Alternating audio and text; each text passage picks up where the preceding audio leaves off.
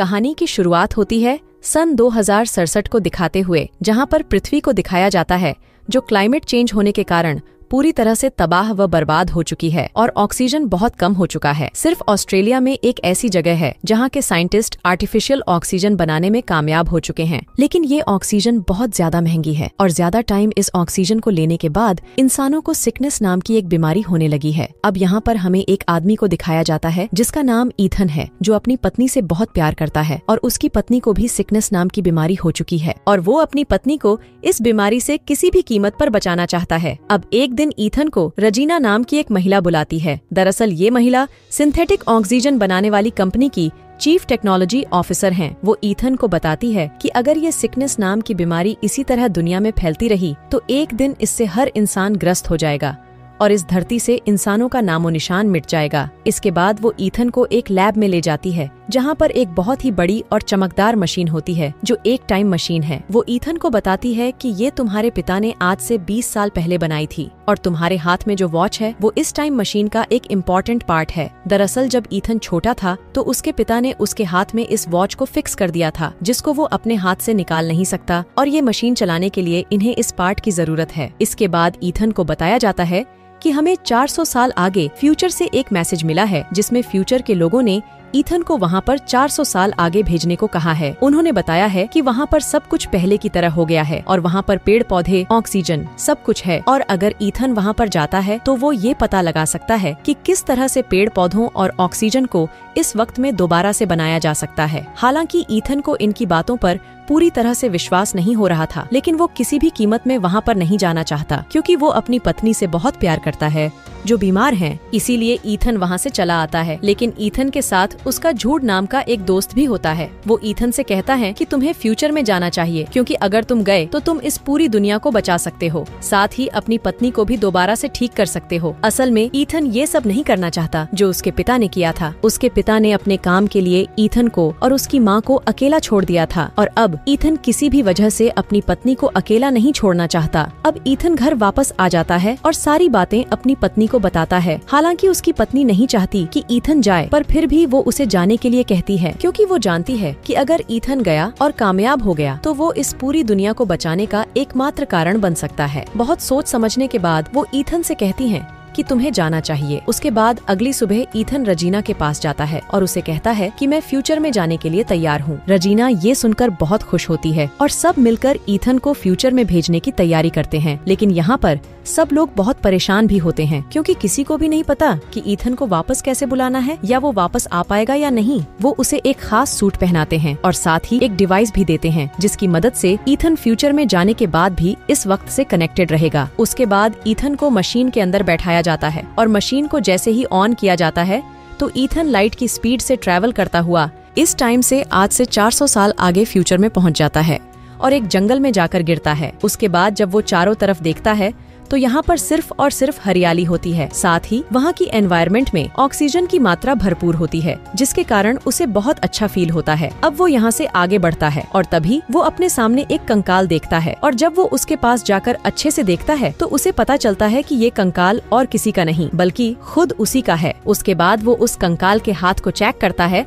तो उसके हाथ में भी वैसी ही डिवाइस होती है जैसा कि खुद उसके हाथ में है। साथ ही वो डिवाइस जो साइंटिस्टों ने उसे दिया था वो डिवाइस भी यहाँ पर होता है। ईथन पूरी तरह से कंफ्यूज हो जाता है और उसे कुछ भी समझ नहीं आ रहा था कि आखिर ये सब क्या हो रहा है। तभी वो अपने हाथ की डिवाइस को और उस डिवाइस को देखता है जो कि उस कंकाल के हाथ में होता है। उस पर ग्रीन लाइट चल रही थी जबकि ईथन के हाथ में जो डिवाइस है उस पर रेड लाइट जल रही होती है। अब कुछ समय के अंदर रात हो जाती है और ईथन को भूख लगती है तो वो जंगल से कुछ फल तोड़कर खाता है, लेकिन खाने के कुछ ही देर बाद उसकी तबीयत बुरी तरह से खराब होना शुरू हो जाती है क्योंकि उसे नहीं पता था कि जो फल उसने खाई है वो जहरीली थी। अब उसकी तबीयत खराब होने की वजह से वो बेहोश हो जाता है और ये बात उस डिवाइस की मदद से साल 2067 में साइंटिस्टों को पता चल जाती है। अब कुछ देर बाद जब ईथन को होश आता है तो उसके सामने जूड होता है जिसको साल 2067 से ईथन की मदद करने के लिए भेजा गया है। दरअसल जूड न ही सिर्फ उसका दोस्त है बल्कि उसकी माँ के मृत्यु के बाद जूड ने ही ईथन को पाल पोस कर बड़ा किया था। अब जब ईथन ठीक हो जाता है तो एक बार फिर से ये दोनों उसी कंकाल के पास जाते हैं जो ईथन का है। जाकर वो देखते हैं कि वहाँ पर एक दरवाजा है। तभी अचानक अंदर से एक मशीन बाहर निकलती है जो ईथन की आंखों को स्कैन करती है और दरवाजा अपने आप ही खुल जाता है। उसके बाद जब वो अंदर जाते हैं तो वे देखते हैं कि ये वही लैब है जिस लैब के जरिए दोनों पास्ट से इस समय में आए हैं और यहाँ पर वो टाइम मशीन भी होती है। लेकिन इनके सामने सबसे बड़ी समस्या ये होती है कि अब इनके पास मात्र 4 घंटे ही है। दरअसल इस लैब को इस तरह से डिजाइन किया गया था कि एक बार इस लैब का दरवाजा खुलने के 4 घंटे बाद ये लैब अपने आप ही डीएक्टिवेट हो जाएगी, यानी कि टाइम मशीन जिससे वापस जा सकते हैं वो पूरी तरह से नष्ट हो जाएगी। अब 4 घंटों के अंदर यहाँ से इन्हें पेड़ पौधों के और यहाँ के हवा के सैंपल अपनी दुनिया में ले जाने होंगे। लेकिन जिस डिवाइस के जरिए ये सैंपल ले जा सकते हैं वो पूरी तरह से खराब हो गई है और इन्हें सिर्फ 4 घंटे के अंदर इसे ठीक करके यहाँ से निकलना होगा। अब ये दोनों लैब से बाहर निकल जाते हैं और शहर की तरफ बढ़ते हैं। जाकर देखते हैं कि पूरा शहर के शहर तबाह हो चुका है और इस दुनिया में इंसानियत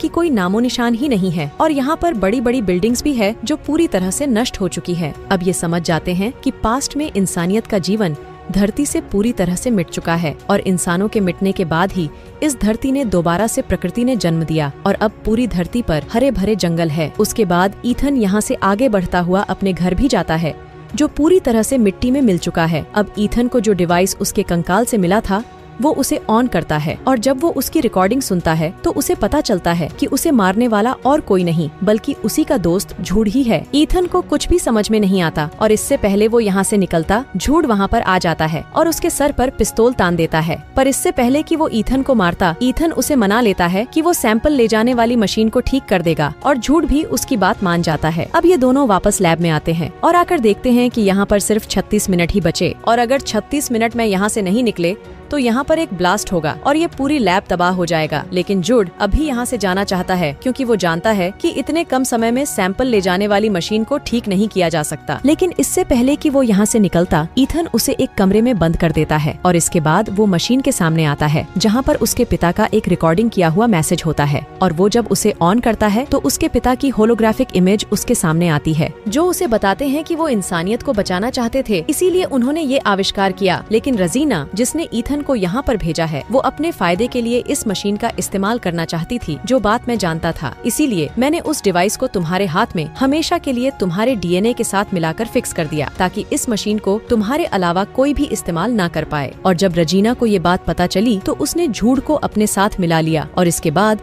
उसने मुझे गोली मार दी। ये सब देखने के बाद ईथन बहुत दुखी हो जाता है क्योंकि आज तक वो अपने पिता को गलत समझता रहा, जबकि उसके पिता ने इस बेरहम दुनिया वालों को बचाने के लिए अपनी ही जान कुर्बान कर दिया। और वो अपने पिता को गलत इसलिए भी समझता था क्योंकि जूड हमेशा उसके पिता के बारे में उसे नेगेटिव बातें बताता था। पर अब उसे सच्चाई पता चल चुकी है कि उसके पिता सच में एक हीरो थे और अब वो फैसला कर लेता है कि वो इस मशीन को डिस्ट्रॉय कर देगा ताकि रजीना इस मशीन का गलत इस्तेमाल ना कर सके। पर इससे पहले कि वो ऐसा करता, जूड यहाँ पर आ जाता है और उस पर हमला कर देता है। लेकिन ईथन उससे लड़ने से मना कर देता है। वो बताता है कि तुम लोगों ने अपने फायदे के लिए मेरे पिता को मार दिया, अब और क्या बचा है, मुझे भी मार दो। ये सब सुनकर जूड को अपने गलती का एहसास होने लगता है क्योंकि बचपन से उसी ने ईथन को अपने छोटे भाई की तरह पाला था। भले ही उसके मकसद गलत था लेकिन कहीं न कहीं उसके दिल में ईथन के लिए प्यार जरूर था और इसी गिल्ट में वो खुद की जान ले लेता है। दरअसल ईथन के पीछे उसे इसलिए भेजा गया था ताकि जब ईथन इस मशीन की सारी खराबियों को ठीक कर दे तो वो ईथन को मार दे, जिससे रजीना इस टाइम मशीन का इस्तेमाल कर सके और सिर्फ अपने आदमियों को फ्यूचर में भेज सके।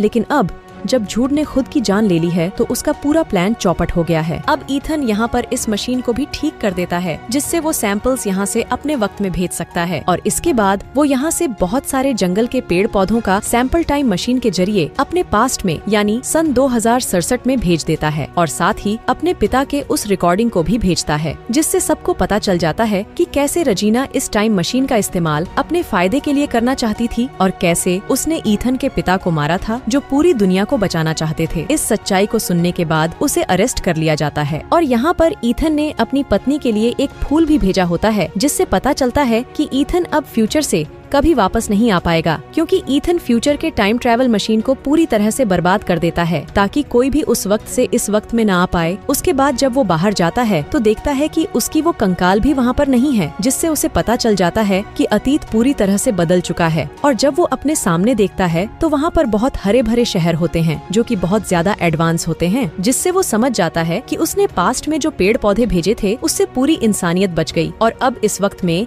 ईथन सिर्फ एक अकेला इंसान नहीं है, बल्कि यहाँ पर बहुत सारे लोग आबाद हो चुके हैं जो कि बहुत ज्यादा एडवांस है। तो दोस्तों, ये फिल्म साल 2020 में रिलीज हुई थी। आप लोगों के प्यार और सपोर्ट से हमने पहली बार इस चैनल में एक लंबी कहानी एक्सप्लेन किया है। उम्मीद है आपको ये कहानी अच्छा लगा होगा। ऐसे ही और रोमांच भरी कहानी देखने के लिए हमें सब्सक्राइब करें और नेक्स्ट टाइम आप किस फिल्म की एक्सप्लेनेशन देखना चाहते हैं हमें कमेंट करके जरूर बताएं।